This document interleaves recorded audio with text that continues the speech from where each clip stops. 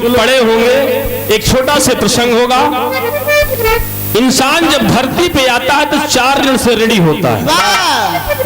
जब धरती पर पैदा होता है 4 कर्ज उसको मिलते हैं। पितृ ऋण, देव ऋण, ऋषि ऋण और मानव ऋण। पितृ ऋण होता है जिसको आज राजेंद्र भैया ने ऋण हो गया। पितरों का ऋण होता है जब हम पैदा होते हैं। आज सभी ऋण से आप ऋण हो गए। एक पंडित जी ब्राह्मण आत्मदेव जिनकी कोई संतान नहीं थी, चौथा पन आ गया। और जब चौथा पन आ गया तो पंडित जी सोचा धन दौलत सब कुछ है, बड़े बड़े यज्ञ किया, भंडारा किया, कीर्तन भजन रामायण सब कुछ किया, लेकिन एक संतान नहीं पैदा हुई। पंडित आत्मदेव श्रीमद् भागवत की पहले दिन की कथा में बता रहा हूं, पहले अध्याय की।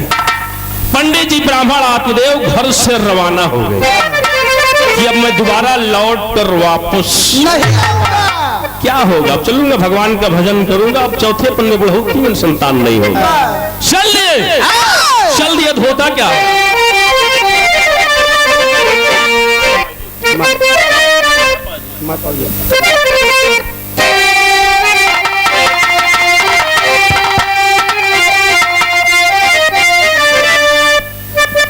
बस बस बस उतना खेद है।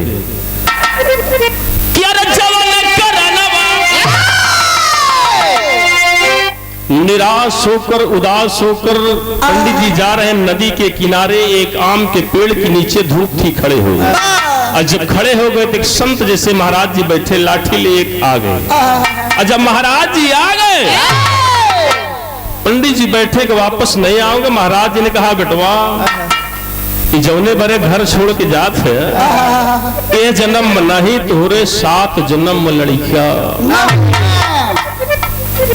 पंडित जी ने सोचा कि बाबा है कैसा है, एक कैसा बाबा है। ना तो इससे हमने राम राम किया, ना तो कुछ समाचार बताया, ना तो अपने दिल की बात बताया कि मैं क्यों घर छोड़कर जा रहा। बाबा जान कैसे गया बगैर कुछ बताए। ये कह रहा है कि जिस कारण तुम दुखी होकर जा रहे हो इस जन्म में नहीं 7 जन्म में बच्चे नहीं होंगे।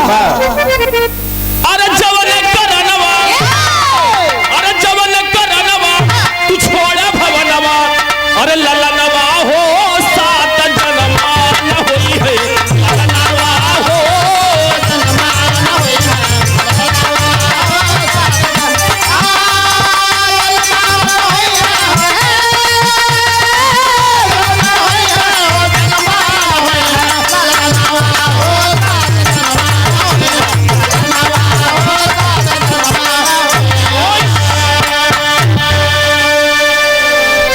जब ब्राह्मण आत्मदेव ने सुना कि वे बाबा बगैर कुछ बताए सब कुछ बता दे रहा है, कि ब्राह्मण आत्मदेव पकड़े बाबा के चरणवा। समझ लिया कि अगर बाबा बगैर बताए है सब कुछ हमारी हालत बता सकता है, ये भी बता सकता है कि हमारे संतान कैसे होगी। कह तो हो रे चरणवा में दे दे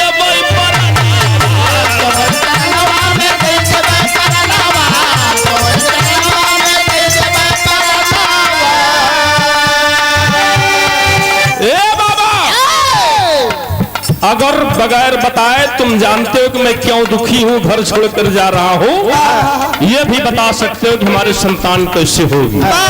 अगर नहीं बताओगे अरे तोहरे चरणवा में, अरे तोहरे चरणवा में दे दे परनवा, ललनवा हो 7 जन्म न होई है।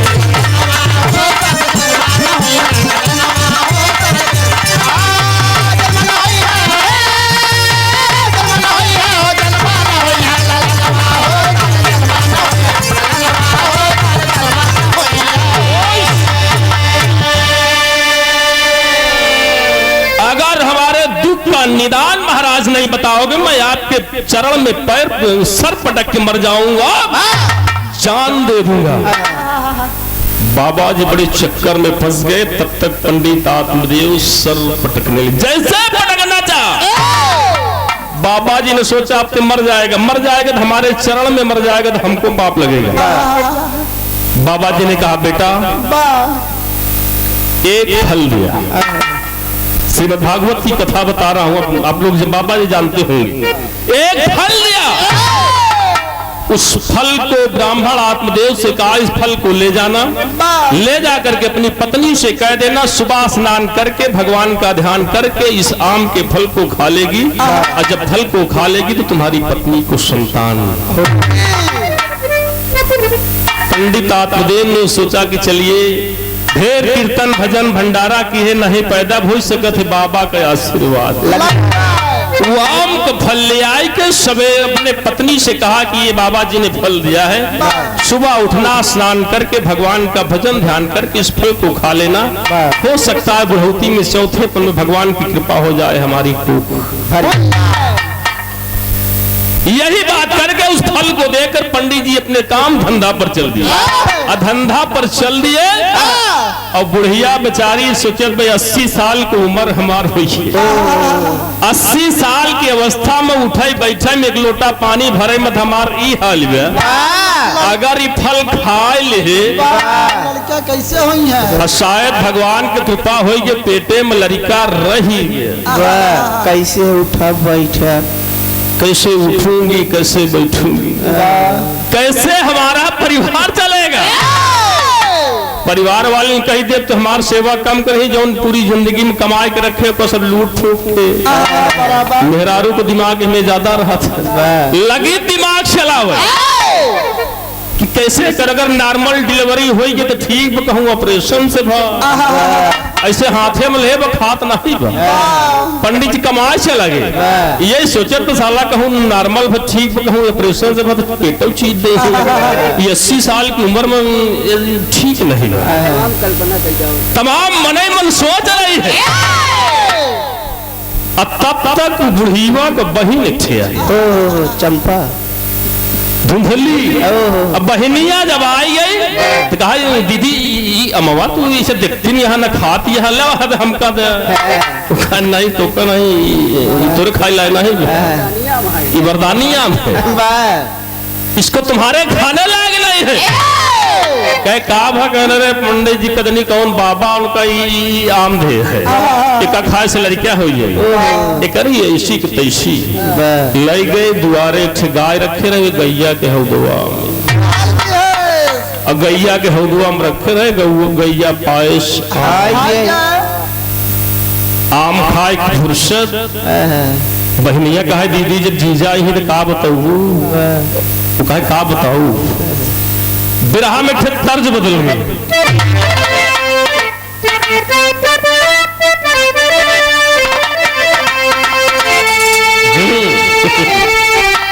और चल चल धान, और चल चल धान, चला चली धान रोपई धनिया, और रिम झिम बारा सा पानिया, चला चली धान रोपई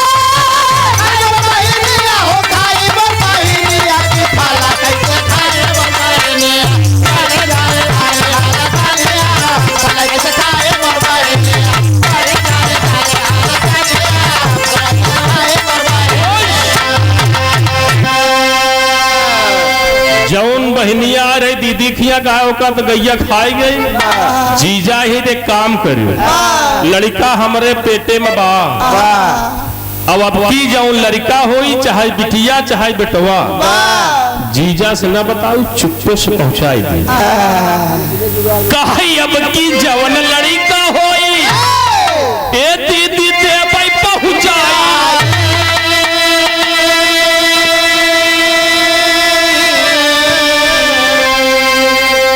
जीजा से बात दीदी लिहू सब छुपाई।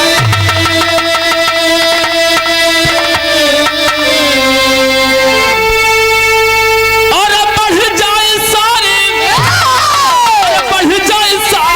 की बढ़ जाए सारी परेशानियां। दीदी अरे बदले मत हूँ माल पनिया बढ़ जाए सारी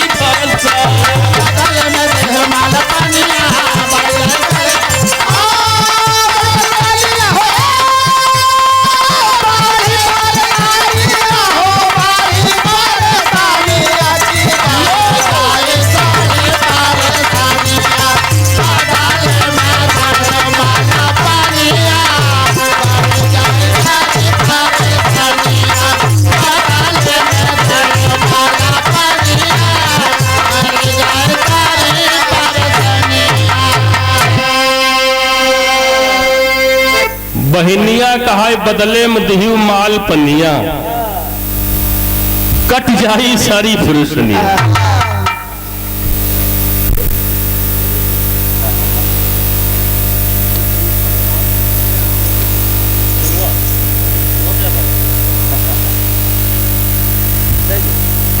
आप परम सम्मानीय दादा जगदीश प्रसाद यादव जी छुआ से चल कर एक श्रीमद् भागवत की कथा दादा आप सुनकर जाएंगे, बहुत बिरहा सुने होंगे। एक छोटा से प्रसंग जिस मौके पर हम लोग आए हैं उस मौके पर भी मार करेगा, गौर करेंगे। वो बहनिया कहा कि दीदी तोहरे माल लड़का नहीं लेकिन माल खजाना ढेर, अब तोहरे पैसा ढेर लड़का नहीं, हमारे लड़का ढेर है पैसा नहीं। एक काम करी अब की जौन होई तो का पहुंचाई दी। जीजा से ना बताओ हमका बदले में जौन कुछ समझी। अरे कहीं बिट्टी हमार चिंता हल हुई तो का हम मालो माल कह दिए। इतना करे बस चुप्पे से लिया के पहुंचा दे, क्यों जाना न तोरे पड़ोसन क्यों जाना न हमारे। पंडित जी खबर ना पाओ की बहनिया के पेटे में लड़का वो की गैया के पेटे में। भगवान की कृपा गैया के पेटे में लड़का का संचार। धीरे धीरे गैया लटके पंडिताएं सोचत यहाँ कैसे चिकना धीरे धीरे बहनिया लड़का रहा भाई गैया चिकनाए लाग। पंडिताएं सोचत यहाँ राम असर कई का कि विधाता का के मेटी गतिया ऊपर वाले की इच्छा। अभी निराला भाई ने बताया कि इच्छा, और जब भगवान की इच्छा हो गई तो कौन बैठ सकता। कि अरे राम विधाता का के मेटी गतिया, घटना घटेगी एक दिन चाहे दिन हो रतिया हो रतिया हो रतिया।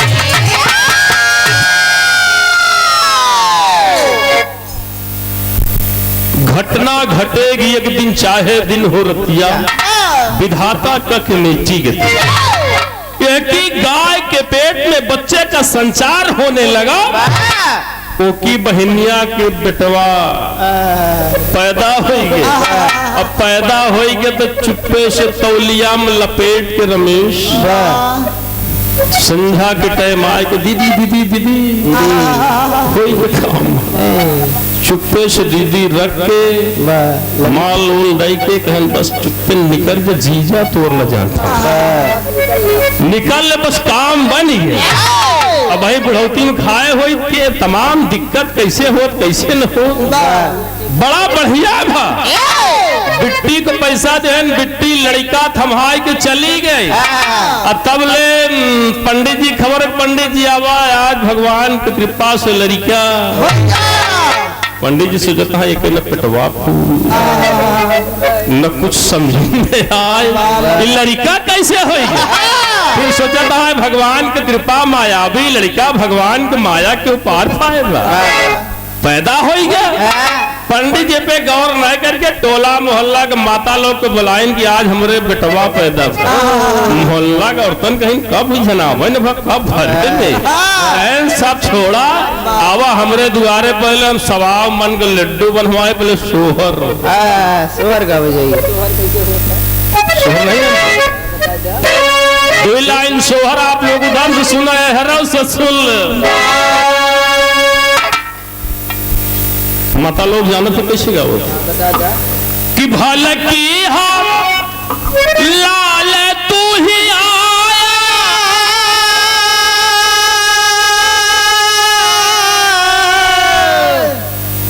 कितनी बढ़िया प्यारी गीत माता लोग काव्य है भल किया लाल तू आया तक को खिया सजाया तक को खिया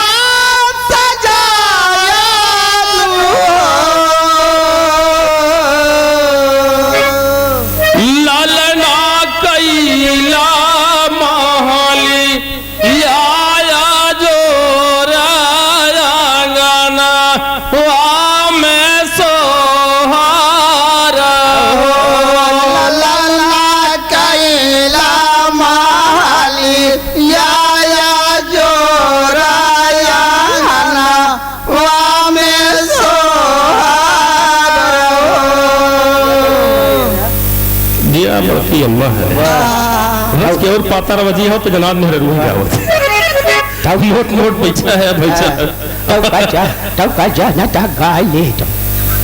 माता लोग को का पता कि कौन लड़कियां पैदा अपन सोहर गाए पड़े हैं पंडित जी बड़ा खुशी है अब तब ले गैया लाग उठे बैठे पंडित जी कहनी मोर गैयो और उठाई बैठे लाग तब ले गैया तिहाली जना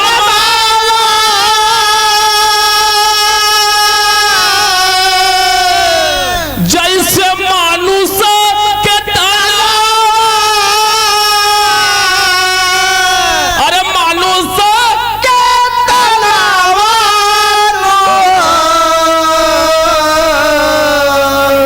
ये रामा रामा गैया का पड़ा केवल कनवाया गनवा में सोहरा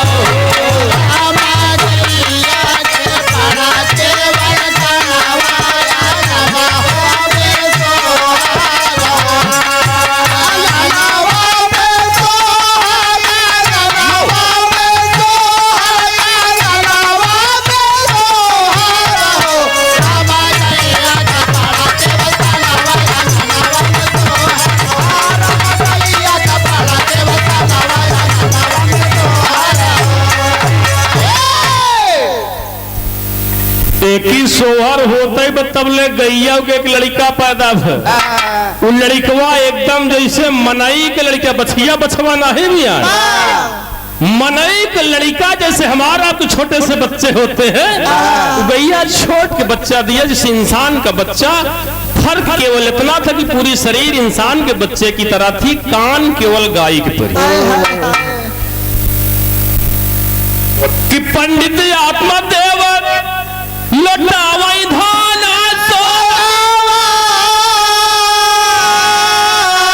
अरे मुदिता भइले मुदिता भइले मनावनो अरे रामा खुशिया में झूमा लाया गनवा भवन वा में सोहर हो रामा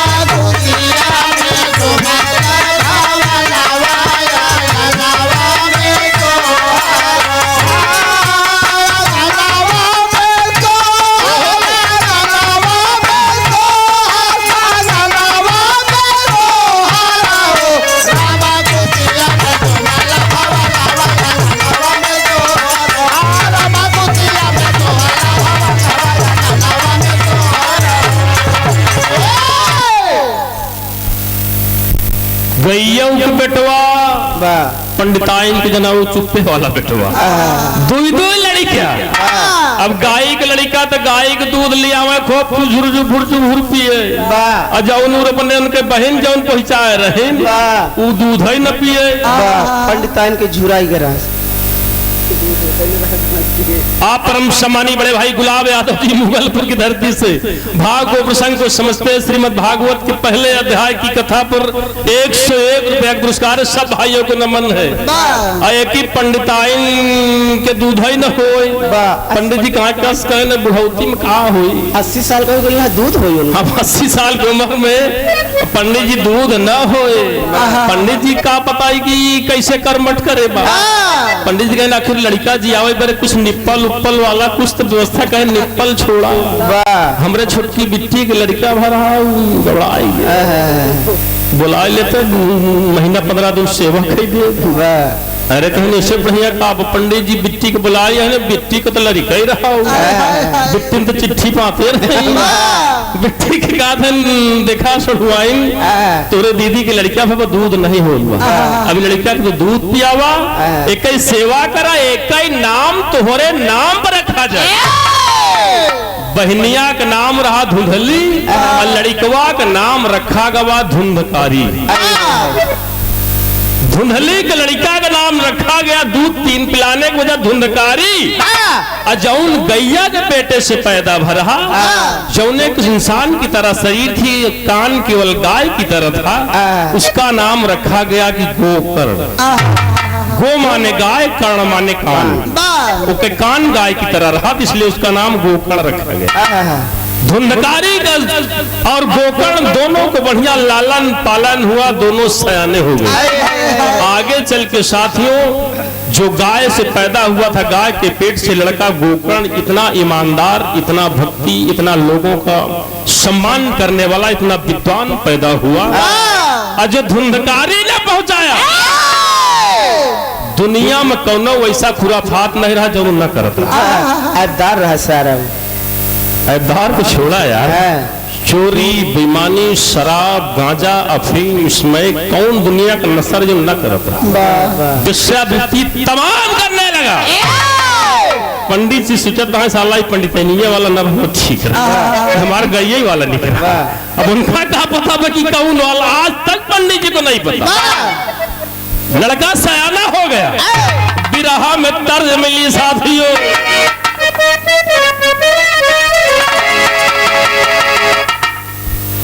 इलाहाबाद के बिरहा के सरताज दादा राम आधार गांव बड़ी पुरानी बिरहा के पुराण तो साथियों आज नौके ने आजकल डीजे में बजावत है। दादा राम आधार गांव की अरे झकोरा मारही आय हाय हाय झकोरा मारही साड़ी लहराए हो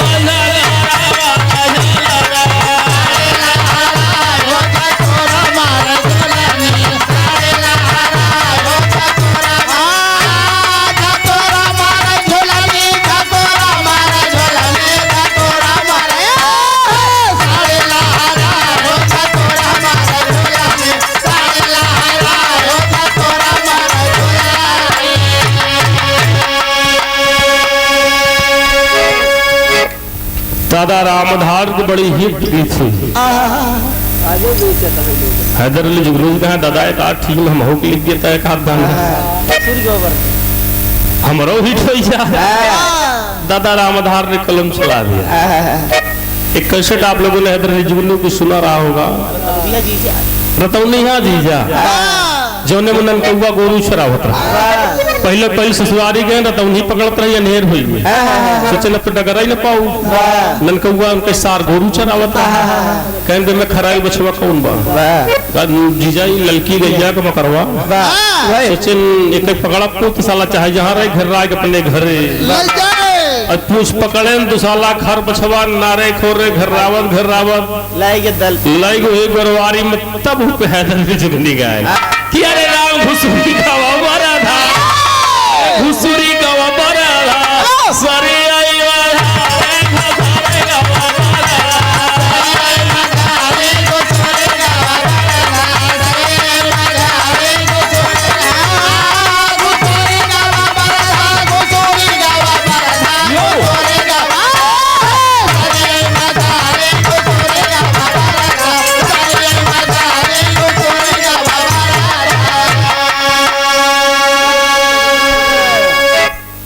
कैसेट हैदरली जुगनू की हिट हुई तो सोचे ने काठिया उल्लाहाई थी। एक गाना आप लोगों ने सती अनसुईया को सुना होगा, जो न तीनों देवता का अनसुईया जी लड़कियां बनाए थे, सरस्वती लक्ष्मी लोग गए तीनों बहन,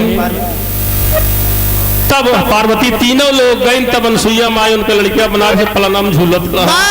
तब अनसुईया माई कहना गजब क्यों बहिनी लहिम बेरान ला तीनों जने है तो तीनों जने ठकरा मार की कहूँ ना बेराई नहीं पावती है। माई अनसुईया कहा कि अरे गजब क्यों बहिनी और चिन्ही उला भाता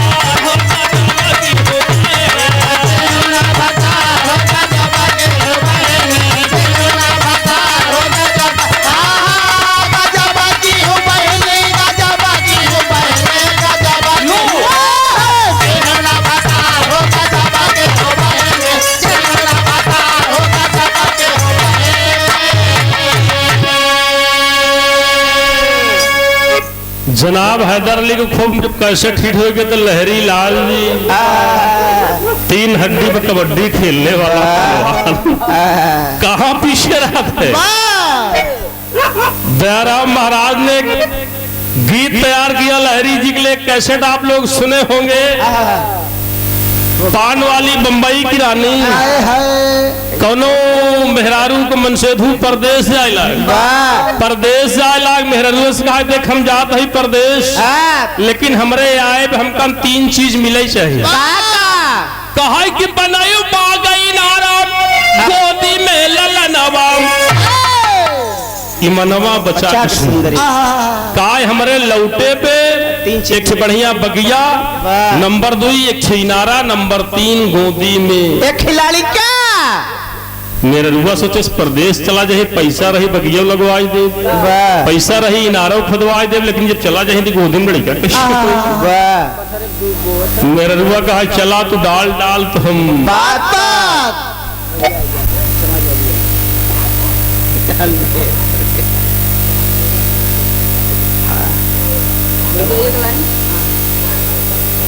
आप परम सम्मानी सदाशिव यादव जी खरब राज के पूरा ठीक बात। चलो तोहरो फरमाइश कही दे एक लाइन गावत लहरी महाराज वाली पहले बात तोहरो लहाई दे थी। गौर करेंगे 101 रुपया भैया की तरफ सदाशिव भैया की तरफ से पूरी पार्टी से सब भाइयों का नमन है।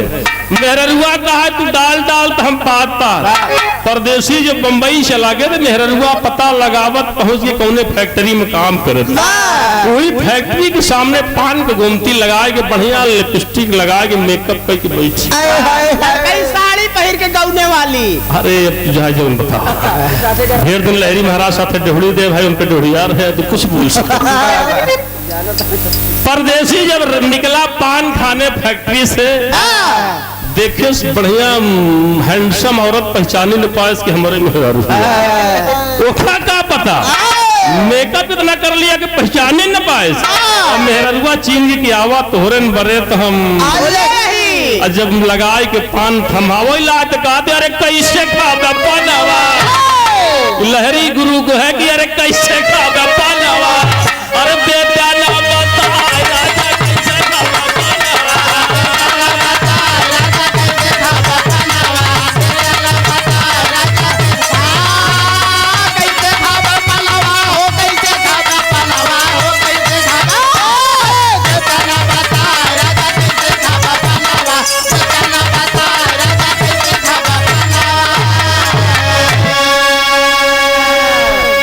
आता तो लगे हाथ एक लाइन लड़की वो गादे बेचारा 100 रुपया लेके आया। अरे झकोरा मार साइकिल अरे राम झकोरा मार साइकिल मोदी घबरा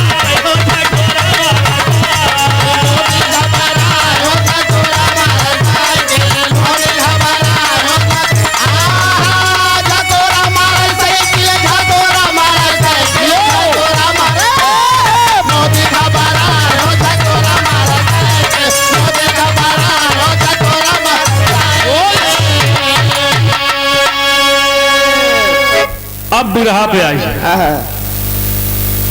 गोकर्ण जो गाय के पेट से पैदा हुआ था साथियों, बड़ा बुद्धिमान निकला। और जो धुंधकारी का लड़का, धुंधली का लड़का धुंधकारी था, पापी निर्दयी। अरे पापी निर्दयिया, अरे पापी निर्दयिया, अरे बनला धुंधकारी पापी निर्दयिया।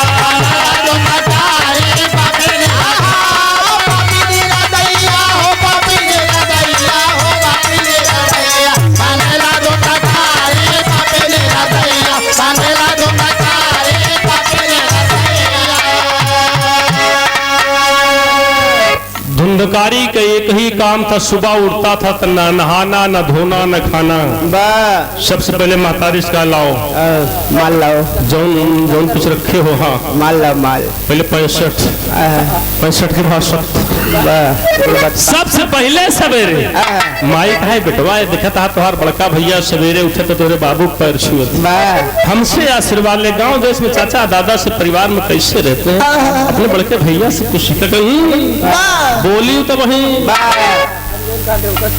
जौन कहीं बसोका कि हो तभी न सारा, अरे हो तभी न सारा अत्याचार हवा मचा।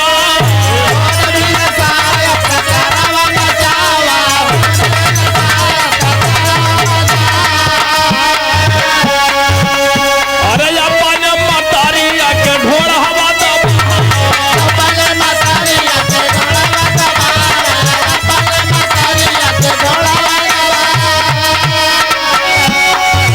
अगर महतारी इनकार कर देती थी कि बेटवा आज पैसा नहीं बा, तुरंत दोनों ढोकड़ा दाब दूंगा, मर जाओ।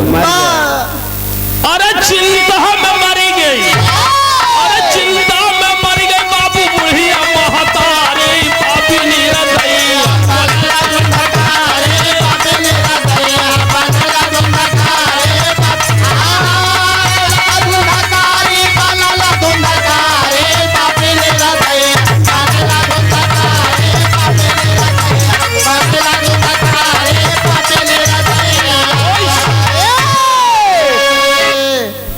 मतारी जब पैसा नहीं देती थी, पैसा जब खत्म हो गया तो जो गहना रखे होका ले आई।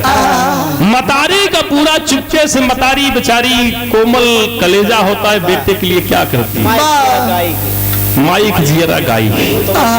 पिता से नहीं बताया पुत्र के, जी हाँ बेटवा के जिया कसाई के, माई की जियरा दाई, बाबू की रसायन से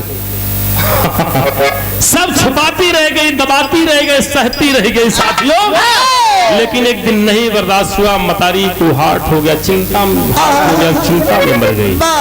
बताइए इससे अच्छा था कि हमारी संतान न लिए होते इसको, ठीक है वही गाय वाला हमारे हुए फल खा, सोचने लगे कि मैं फल खा लेती तो शायद ठीक है, ये ठीक नहीं है, इस बच्चे को पालना अच्छा नहीं हुआ, चिंता में मर गई। मतारी मर गई साथियों। बाबूजी बहुत समझाने लगे कि बेटा ठीक नहीं, गांव देश के लोग इतना ताना मारते, देख रहे गांव में लोग कैसे कीर्तन भजन कर रहे हैं, अभी इतना बड़ा भंडारा, लोग गया गजाधर जा रहे, पिंडदान कर अपने पूर्वजों को, पुरखों का तरतारण कर रहे हैं, थोड़ा सा ये सब सीखो। लेकिन कुछ नहीं माना, कुछ नहीं माना साथियों। एक पंडित जी, उसके पिताजी भी ऊब गए। जब ऊब गए दुनिया में उड़ान सुनते सुनते, यार तुम्हारा कितना नालायक है, इतना नालायक है, नहीं सहन कर पाए, पीड़ा के कुआं में कूद कर जान दिया। मतारी मर गई चिंता में और पिताजी कुआं में कूद कर जान दे दिए। अब गोकर्ण और धुंधकारी, गोकर्ण समझा रहा है कि भैया माँ दुनिया से चली गई, बाबूजी बताइए कुआं में आपके चक्कर में लग गए, शायद आप ये कुकर्म न करते तो आज हमारे पिता और माँ दोनों जीवित होते। कम से कम अब तो थोड़ा से संभल जाओ, अब तो आदत संभालो। अरे बहुत मनावे गोकर्ण माने धुंधकारी हो, अरे बेसाबित में हो गई दीवाना धुंधकारी।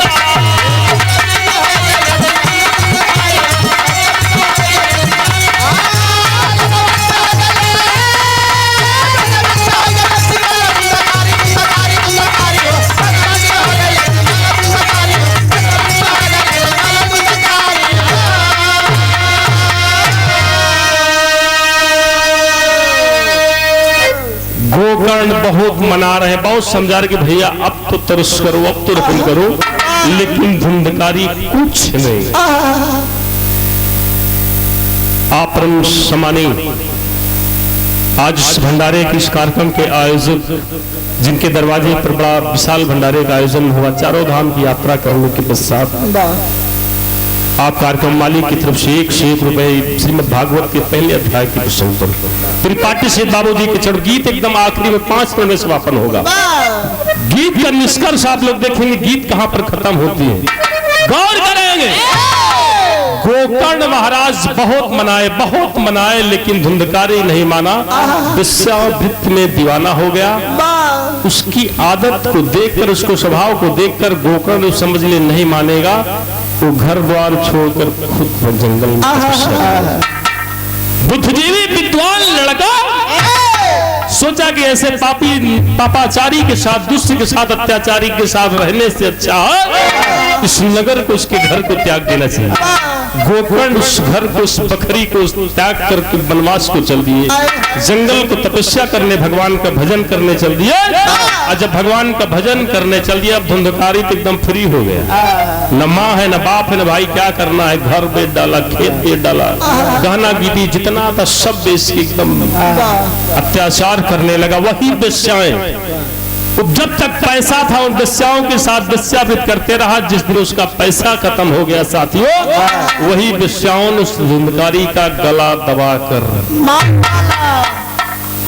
जब तक पैसा था लूटा, और जब पैसा खत्म हो गया तो गला दबा के मार के सब चली गई। अब उसी झोपड़ी में राम राम पड़े हुए हैं, बेचित पड़े हैं। गांव के लोगों ने आकर के कफन दफन किया, उधर गोकर्ण महाराज जब काफी दिन बीत गया, घर जाने की इच्छा नहीं थी, लेकिन सोच रहे हैं कि चलो एक बार देख लो, हो सकता है हमारा भाई अब सही हो गया, अब सुधर गया होगा।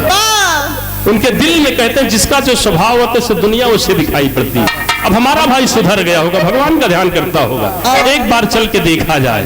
गोकर्ण महाराज लौट के नगर में आए तो उसी वही झोपड़ी खड़े है, तिल्ला उठी के गोकर्ण, अरे अपन भवन भाई,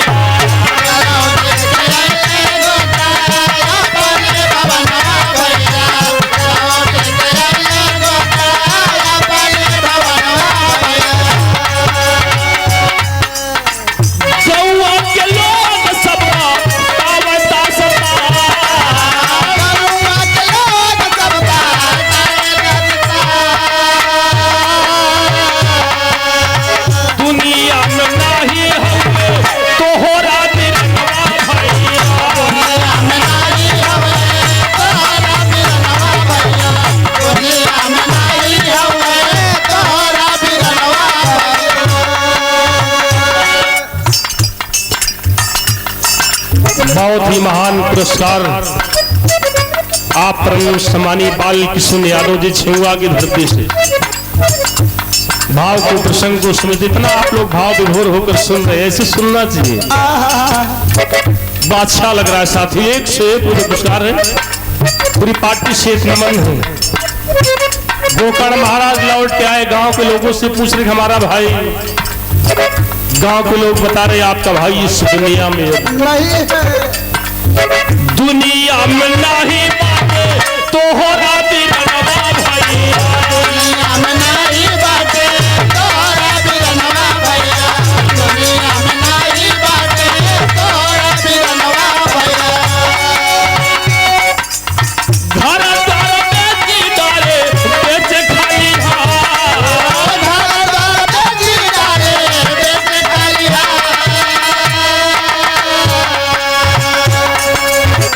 घर द्वार तुम्हारे भैया ने खेती बाड़ी सब बेच दिया, और जब सब खजाना लुट गया तो वही वेश्याओं ने तुम्हारे भैया का गला दबा दिया, कफन दफन हो गया, वो दुनिया में तुम्हारे भाई नहीं मिलने आए।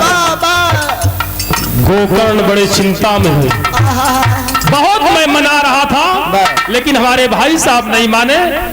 चिंता में गोकर्ण महाराज सोच रहे कि हमारी जन्मभूमि, इस जन्मभूमि पर हमने जन्म लिया है, आज रात में यहाँ बिताऊंगा, न तो चारपाई है न तो खटिया है, उसी जमीन पर धरती पर बोरा भी बिछाने का नहीं बचा, बिछाने की चटाई भी नहीं थी।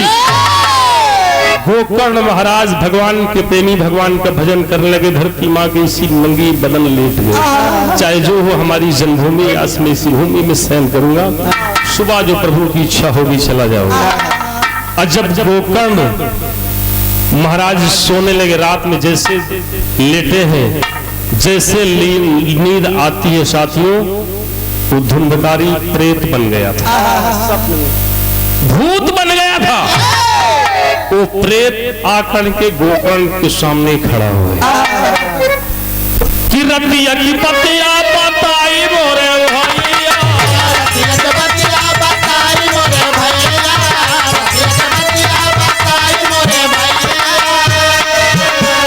प्रेत योनिया में धुंधकारी का सपा,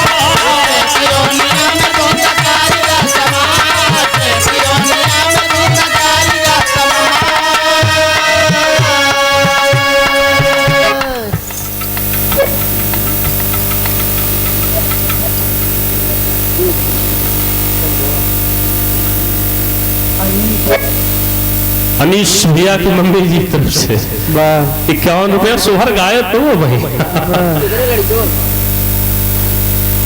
51 रुपए। चलिए ठीक है, गा देंगे, फिर गा देंगे। आइए, प्रसंग थोड़ा सा मार्मिक चल रहा है, पहले प्रसंग पर आप लोग आए, गा देंगे, एक लाइन सोहर और गा देंगे। गाने के लिए हम लोग आए थे, गा दिया जाएगा, गौर करेंगे। धुंधकारी गोकर्ण से बोला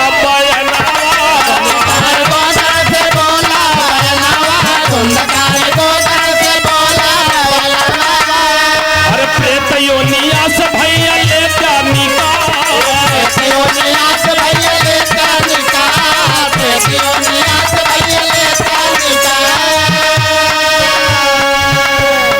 गया पिंडदान जाके किहले तब गोकर्ण,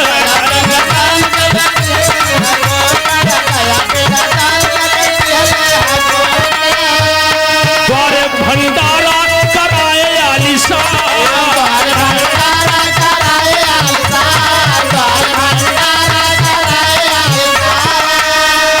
अरे तब हुन मिट्टी, अरे प्रेत योनि से भइले, अरे रतिया की बतिया सुना हो श्रीमान।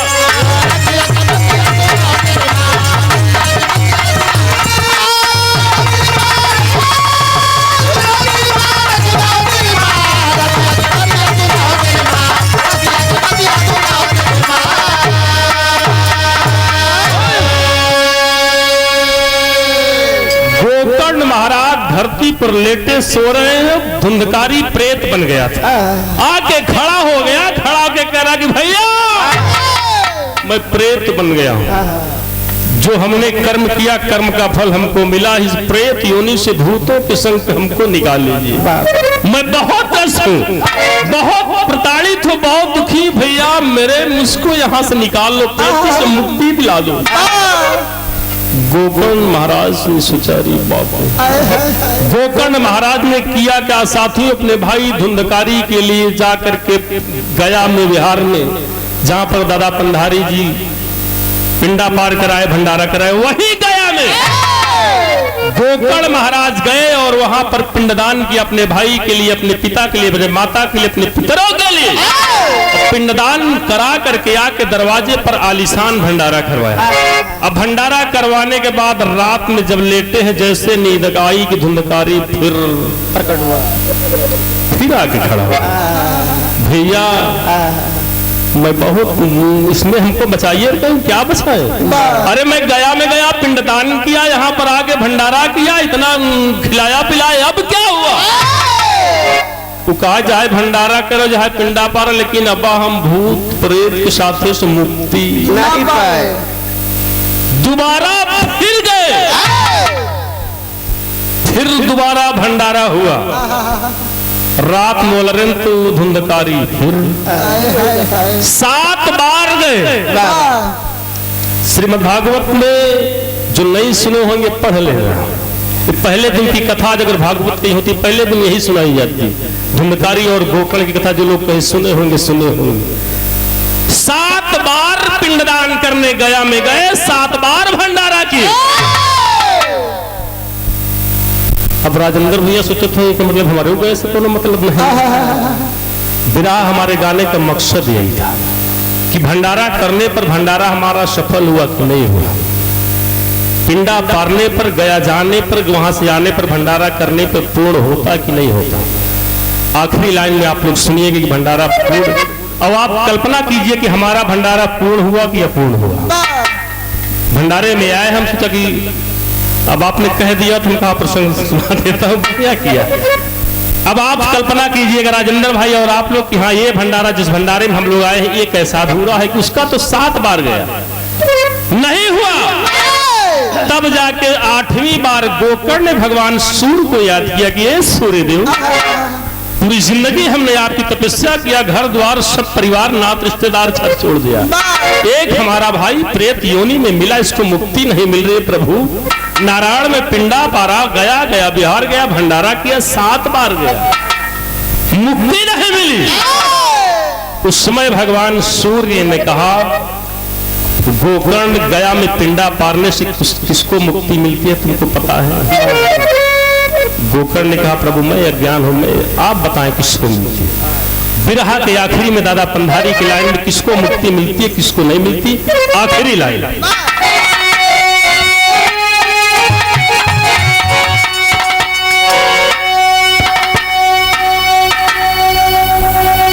अरे नाही भाई मिली है भैया मोक्ष।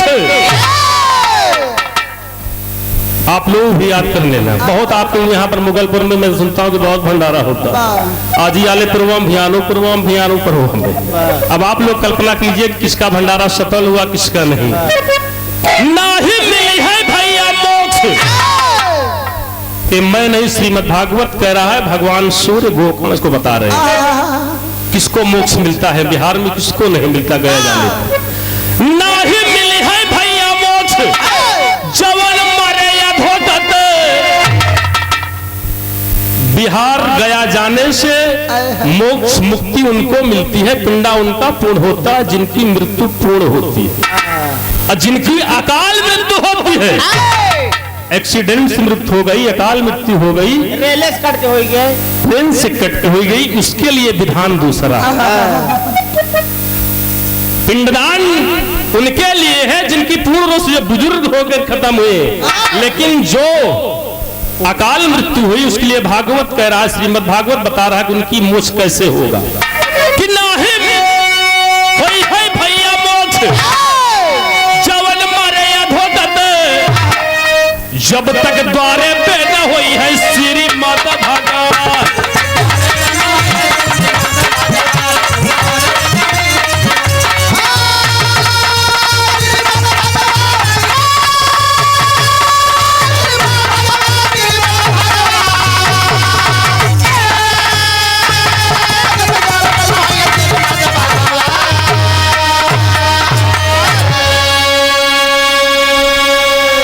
श्रीमद् भागवत में लिखा गया कि अगर अकाल मृत्यु उनको पिंडा पारने जाना तो उनको पिंडा पारने की नहीं मिली है भैया मोक्ष जवन मरे अधोगत, जब तक द्वारे पिन हुई है श्रीमद् भागवत। अगर अकाल मृत्यु परिवार में हुई है उसके लिए श्रीमद् भागवत में लिखा गया कि 1 सप्ताह का पाठ कराना अनिवार्य, नहीं उनको मुक्ति नहीं मिलेगी। ये मैं नहीं, श्रीमद् भागवत कह रहा है।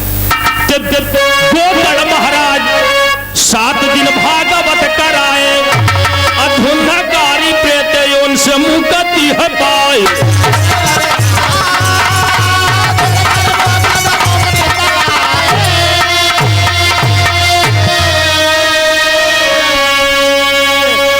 तब जाके गोकर्ण महाराज ने पिंडा पारने के बाद गया पे आके 7 दिन का भागवत करवाया, और जब भागवत करवाने के बाद तब भंडारा किया।